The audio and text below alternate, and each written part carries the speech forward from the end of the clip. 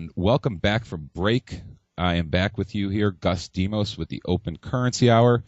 And this week, our guest is Bill Still, who brought us the Money Masters. Bill, welcome. Thank you for coming on this week. Oh, it's my pleasure. We are very happy to have you. For those in the audience not familiar with some of your past work, why don't you tell us a little bit about yourself? Give us a little bio, if you will. Well, I started out life basically as a newspaper editor and publisher. Worked for freelance for a number of organizations such as USA Today, the Saturday Evening Post, the LA Times Syndicate. I produced the first syndicated short subject radio program. In other words, you sandwiched it in between two 30-second commercials. It was called Health News. That started in like 1980. I've written 20 books, produced the Money Masters in 1996, The Secret of Oz in 2010, which won Best Documentary of 2010 at one of the film festivals. And my latest book is called No More National Debt. Very nice, very nice. I first saw your work with the Money Masters a couple years ago. And I think it is a must-see for everyone within the freedom movement, if you will. And it goes back, explains banking and specifically the U.S. central banking past quite well. What led you down that rabbit hole and subject matter? Well, when I was running the newspaper, an old guy called me one day and said, "Boy, have I got a story for you. There's no gold left in Fort Knox." And I just kind of rolled my eyes because when you run a newspaper, you get a lot of crazy people. And I developed a standard answer for the crazy people because they can take up infinite amounts of your time. And that is, "Oh, great, send me something in the mail." And the crazy people generally never had anything to send in the mail, and you were off the phone in 30 seconds, and nobody was mad at you. So, but a couple days later, I got this big sheaf of papers from this guy. He was a guy, this would have been in 1980, and he was already in his 80s. His name was Ed Durrell. He was a retired farm implements manufacturer from Ohio who had moved into my area. I grew up just outside of Washington, D.C., in Northern Virginia. He'd moved to my area to pursue his hobby, which was to try to get the federal government to do a physical audit of the gold reserves in Fort Knox. Somehow he had stumbled onto the fact that the gold was gone. And so he was pursuing it in just the right way. There were letters from the Bureau of the Mint, the Secretary of the Treasury. This guy really had done things right. So I knew that as a reporter, I could see that the federal government was hiding something, and they were hiding something big and something really obvious. And, I couldn't figure out why the regular press hadn't caught on to this. Why? And I wrote a story and put it in the newspaper, and it was well received, but it just kept bugging me. Why? What's behind this? Why would they take such a chance? And so one thing led to another, and I eventually fell down the rabbit hole, and here I am. Yeah, everyone has their own unique story on it might be a certain you hear something, or it might be a certain name, and before you know it, you're doing all this due diligence on your end, and everyone's story is a little bit different. That's why I'm always curious to hear what each individual's own story is.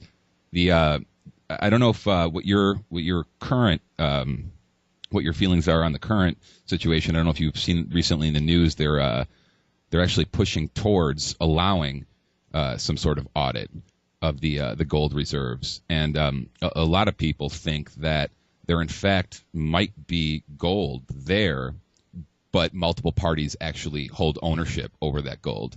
So there's multiple vested interests. So there's a break from the physical market and the paper market to the extent that we have this gold here, but we're not going to let you audit who exactly might own it, but yeah, there's some physical gold here. Do you have any thoughts on that, or have you Well, I think as we moved closer to an audit, they just move some good deposit gold out of the Federal Reserve Bank in New York, which is where all gold in the U.S. is, or primarily where it is.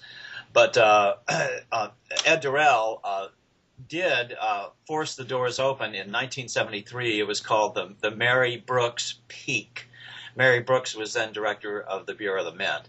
And they took in an AP photographer, reporter, a senator, a couple congressmen. There were maybe about a dozen people that got to go in. But they just opened up Gold Vault 13. And there's this very famous AP picture of Mary Brooks standing there in front of this wall of gold. Look, it's all here. However, the fly in the ointment is the AP reporter said the gold had a strange orangish hue, which means it had a high copper content. And so what Ed Durrell deduced and what I deduced is that what this meant was that it was the coin melt. When Roosevelt confiscated the gold in the 1930s, they just melted down the coin gold, and they had not purified it into .995 good deposit gold, which they all sold.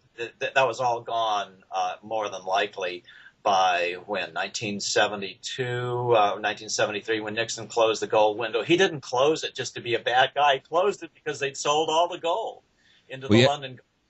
Yeah, people like to blame Nixon, but ultimately, and mind you, I don't think by any means he's an innocent party, but the gold was fleeing the country because of all the deficit spending, so the France and other nations started getting a whiff of, hey, these guys just ran a guns and butter program. They just took silver out of their coins in '64, and they're in Vietnam, they're Medicare, et cetera. So they almost forced his hand. But yeah, the money supply numbers, base money all the way to M3 is undeniable since '71. The exponential growth in the numbers, almost to the point where it's gotten ridiculous, quite frankly. Well, they didn't take the silver out of the coins. The fact of the matter was that the price of silver had exceeded the weight of the coin, so they just stopped doing them. And that's what Executive Order 1110 was all about. It didn't have anything to do with some conspiracy and how Kennedy was going to kill the Fed or produce U.S. notes or anything like that. It just directed the Secretary of Treasury to be able to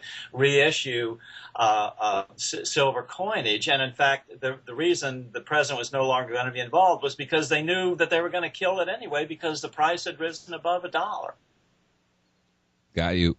In regards to where we go from here and the current economic and geopolitical situation, how do you see things playing out? And by that I mean in the short term between now and maybe the end of the year now and the end of the election cycle, and how do you see things playing out after that, the next 3 to 5 years? Well, I don't think anybody knows. If there's anybody who tells you he knows how it's going to go down, I think he's lying, because there's so many variables at this point. I don't think there's a Rothschild or anybody in the world who knows how this is going down. I just saw something on the internet yesterday that the Rothschilds threw $100 million shorting the euro or something like that. I don't know if that's true or not. Yeah, it was 200 million that they shorted the euro, and I kind of had the same reaction I think you may have. I'm like, that's a drop in the bucket. Well, yeah. I mean, what's 200 million in the big picture? It's like, all right. It's such a drop in the bucket that you make it. I mean, why would the Rothschilds even announce that? I mean, that's nothing. But in any case, I see the U.S. Equity market going up at least through the election. I think there'll be an inverse relationship between the euro and the U.S. equity market, because as the euro starts to crash, and who knows exactly how it's going to happen and when it's going to happen, but it is inevitable in my opinion, then we're the flight to safety, and the U.S. equity market is going to it's a double-barreled factor. It's that, the flight to safety factor, and the fact that there's really, the Fed has only one solution, and that's to do more QE. They know nothing else.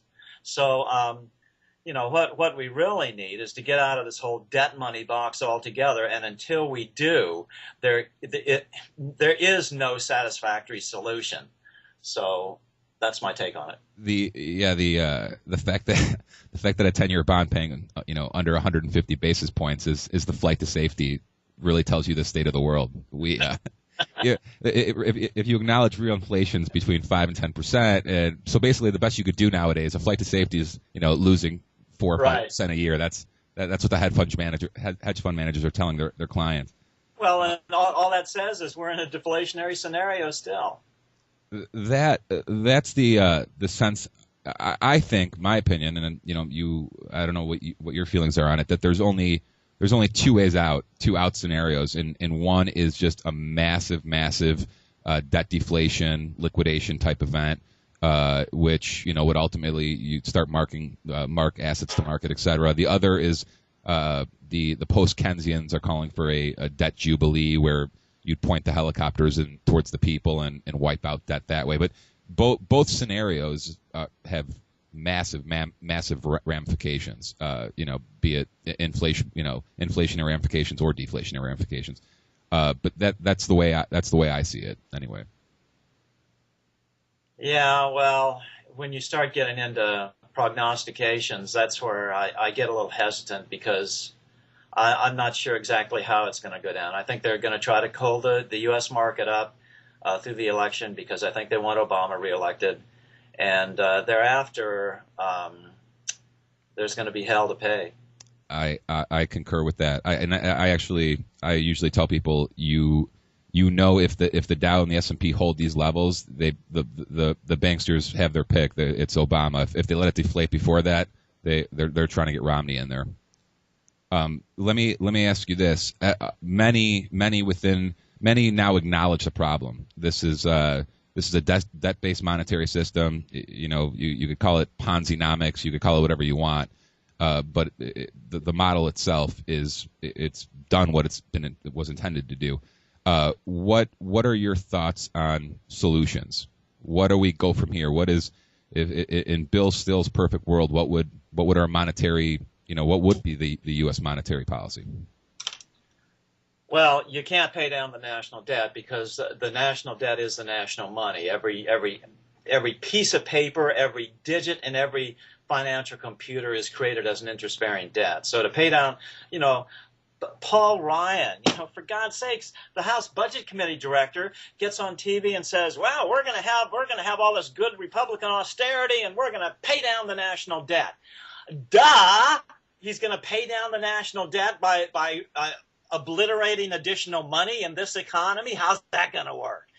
And then the other scenario, the QE scenario, they found out from QE2 that additional QEs just suppresses GDP. And of course it suppresses it because you're not encouraging natural production through an incentive-driven system. That it's an absolute death knell for the American economy or for any economy.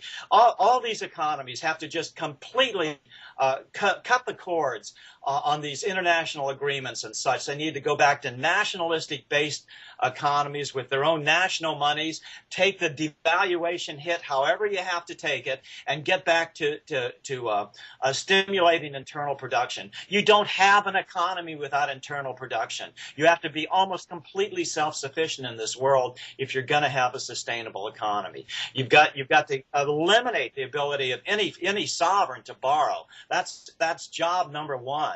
That should be absolutely illegal. And then go back to your own sovereign debt-free money and eliminate the ability of banks to counterfeit money through fractional reserve lending. Those are the three steps. Those are the three steps that have to be. Those are the three steps that ultimately will be, because there is no other solution. I'm on board with you with the fractional reserve banking. That if people, I think it's the quote has been taken by different people, but the Henry Ford quote applies perfectly. If people only understood the way the monetary policy worked, there'd be a revolution before tomorrow morning. And people don't understand fractional reserve banking. And in regards to your point about production, I agree that since the Keynesian revolution, it's been all about aggregate demand. How do we stimulate aggregate demand? There actually is such thing as how about production instead? And so many terms like price deflation have been so hijacked the last 100 years that prices actually used to go down on products. I don't know when it became part of economics that automatically things have to increase in cost every year. Why don't you tell us a little bit about what you have going on in the next year, next couple of years? Any upcoming projects you may have or be involved in? Yeah, I've decided. A guy stepped up to the plate and financed a new documentary for me on the Jekyll Island meeting in 1910. And so I'm working on that. I've started filming B-roll for it. We're actually going to film the thing in 3D, which is an extra technical stretch. But I'm always trying to stretch because then you end up being ahead of the curve a couple years down the road. But in any case, that's going to be interesting, and then we'll follow that up hopefully with a full-blown dramatic presentation with actors getting inside the heads of J.P. Morgan and all that, which you can't really do too well in a documentary. And I think that's absolutely essential, especially the whole thing when that facilitated, that precipitated the meeting at Jekyll Island in 1910 was the crash in the stock market, the equities market in 1907, which was deliberately caused by J.P. Morgan. And then he rushes in and proposes to Congress, well, look, I've got a way to get us out of this depression. Just let me print $200 million of my private J.P. Morgan money, and I'll spend it into the economy. And they bought it. Are you implying that they caused the problem and then offered the solution to it? Oh my God, think of it. And then, of course, his stooge, President Wilson, comes on and says, boy, what this country needs is more patriots like J.P. Morgan. And you've got to produce this on film because people don't believe it. But that's how it all came together. And then they say, well, we've got to have a consolidating banking regulation because otherwise we're going to have these crashes like in 1907. Well, yeah, if J.P. Morgan's pulling the strings, yeah. We have to cut to break here, Bill. Do you have a couple minutes on the other side of the break to pick up the conversation? Sure, we're having fun. Lovely. Hold on one second. We will be right back with Bill Still on the other side of the break. Thank you. We are back. The Open Currency Hour is back from break. Gus Demos here interviewing Bill Still. For our final segment with Bill. Bill, we were before we went to break, we were talking about the 1907 crash, which is what they used to justify the Aldrich bill. I mean the Federal Reserve Act. Sorry, it slipped. Another thing they like in their selective history that is taught nowadays. They never bring up the 1920-21 crash either because it doesn't help their narrative in current economic classrooms. I don't think a lot of, and I don't know what your thoughts are on this, I don't think a lot of Americans actually know how different the country was before 1913, 1910 in regards to all the things that Wilson brought in with them. Can you speak a little bit on that, right around that time frame, what else was going on? Well, yeah, I mean, probably what you're talking about is the income tax legislation. At the turn of the century, in 1900, that 90% of the federal government was financed by taxes and excises. We didn't have an income tax. Tariffs and excises. So I mean, there's no, and tariffs were always hovered around between 40 and 50%, and actually. During William Jennings Bryan's Cross of Gold speech, I didn't understand this when I first heard the speech because he says something like, well, they asked me why I talk more about monetary policy rather than tariffs. Tariffs was a big issue at that time. And there was always a presidential campaign issue, whether we should raise or lower tariffs and all that, and everybody got excited about it. But, you have to do something to stimulate internal production, or else we're just the American economy is being bloodletted at this point. I could not agree more, and that's exactly what I was alluding to. Before, right around your 1905 to 1920, you saw a shift from everywhere from a central bank to the income tax. You see all of a sudden we become more of a imperial force involved in world wars and deficit spending, et cetera. And if we became essentially from a new nation to the largest economy in the world without a central bank and without an income tax. I mean, we rode the Industrial Revolution through without a central bank or an income tax. That's why this nation became wealthy and great, and that's why people came here from around the world. And most people, again, and you brought up the crime of 1873. I talk about the Coinage Act of 1857 too, where they started messing with the money supply, taking foreign silver out of circulation as well. Any time the money supply is hampered with, it leads to inflationary or deflationary crashes, recessions or depressions. That's just the way it's always been and the way it always will be. In regards to how you see things playing out in your perfect world, do you see more of Congress issues gold and silver as the Constitution calls for? Do you see private? What did you just say?